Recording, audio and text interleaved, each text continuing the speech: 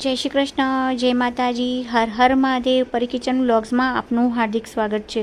Friends, આજનો જે મારો વિડીયો છે 12 મહિનાના જે આપણે ઘઉં ભરીએ છીએ તેને કેવી રીતે સાચવવા 12 મહિના સુધી, કેવી રીતે ચાળવાના, કેવી રીતે મોવવાના, જેથી કરીને તમારા ઘઉંમાં જીવાતે નહીં પડે, બગડશે પણ નહીં। તો આ જે ઘઉં લીધા છે અમે એમપી સરબતી ઘઉં લીધા છે, એકદમ ચોખ્ખા મસ્તીન કટ, અને આમાં સારામાં સારા ઊંચી ક્વોલિટીવાળા લીધા છે। ફર્સ્ટ કોપી જે આપે એ ક્વોલિટીના અમે આ ઘઉં લીધા છે, તોતા મેના કરીને છે, પણ જરા એમાં એક કાકરી પણ જોવા ના મળે અને જવનો દાણો પણ જોવા નથી મળે, અને જે ઝેણ આવે એ પણ જરાય જોવા ના મળે। નકર ઘણા ઘઉં કેવા હોય, ઘણી બધી ક્વોલિટી હોય, અમે ઘણા બધી જગ્યાએ અમે ગયા અને જોયા ઘઉં, તો જેવા કહીએ ને કે કંસારમાં જેવું ગોળ નાખો એ રીતનો કંસાર બને, તો અમે આ સારી ક્વોલિટીના ઘઉં લીધા છે। તો સૌ પ્રથમ તો અમે પહેલાં કોટનનું એકદમ મેં ચાદર જૂની હતી પાથરી કાઢી, તો હું અને બીજા એક આંટી છે, મને ઘણી વખત મદદ કરાવે છે, તો એ આંટીને મેં બોલાવ્યા હતા। તો ઘઉંના 2 ચાયણા લઈને એ પણ ચાળવા લાગ્યા, હું પણ ચાળવા લાગી।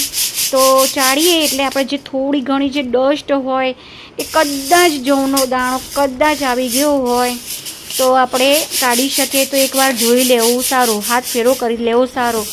તો હું અને જે આંટી અમે બંને જણ ચાયણાથી આ રીતના ચાળી દેવાના છે।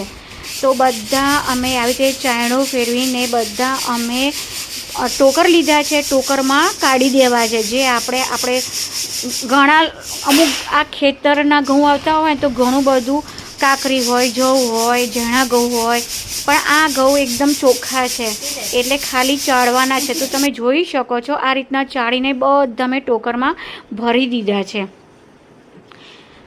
તો ચાળી દીધા છે અને પછી ચાળ્યા પછી દિવેલ લેવાનું છે, થોડું ગેસ ઉપર નવાયું ગરમ કર્યું હતું, હવે 1 ચમચો ભરીને અમે દિવેલ અંદર નાખ્યું અને હવે એ આંટી મને મોઈ આપશે, કારણ કે 12 મહિનાના ઘઉં છે।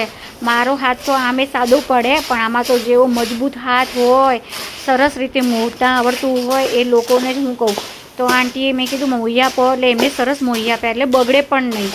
ઘણા લોકોને ફાવે તો ઘણા લોકો જાતે પણ મોવે છે, પણ એમને મને સરસ મોઈ આપ્યા 2 હાથથી। તમે જોઈ શકો છો આ રીતના મોવવાના, 2 હાથથી એકદમ મસળીને અને ઊંચા નીચા કરીને થોડુંક તેલ વ્યવસ્થિત નાખવાનું આપણે દિવેલ, જેથી કરીને આ 12 મહિનાના જે ઘઉં છે કદી બગડે નહીં એટલા માટે।